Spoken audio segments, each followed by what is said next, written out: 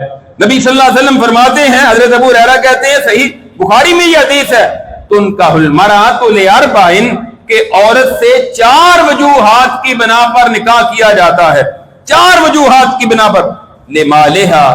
مال کی وجہ سے کہ وہ بڑی مالدار خاتون ہے، اس کا باپ بڑا مالدار ہے، ولحسبہا، حسب و نسب خاندان بڑا اعلیٰ ہے، ولجمالہا، خوبصورتی کی وجہ سے،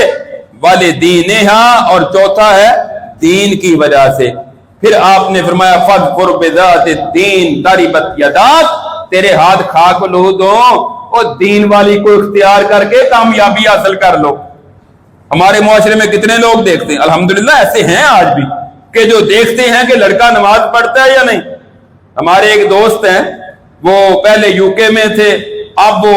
وہاں سے ہجرت کر کے مدینہ منورہ آ گئے، مدینہ پہنچ رہے ہیں۔ وہ کہتے ہیں میری ایک ہی بیٹی پاکستانی ہے، 30 سال سے یو کے میں ہے۔ وہ کہتے ہیں ایک ہی بیٹی تھی، میں نے نکاح اس کا کرنا تھا تو میں نے کئی رشتے تلاش کیے، جو لڑکا ملتا تصویر بھیجتے رشتہ کرانے والے، میں کہتا اس کی تو داڑھی نہیں ہے، میں کیسے اپنی بیٹی کا رشتہ دے دوں، نمازی ہے یا نہیں۔ کہتے ہیں جس کے ساتھ ہم نے رشتہ کیا اس نے یہی بات دیکھی، نمازی ہے، داڑھی ہے،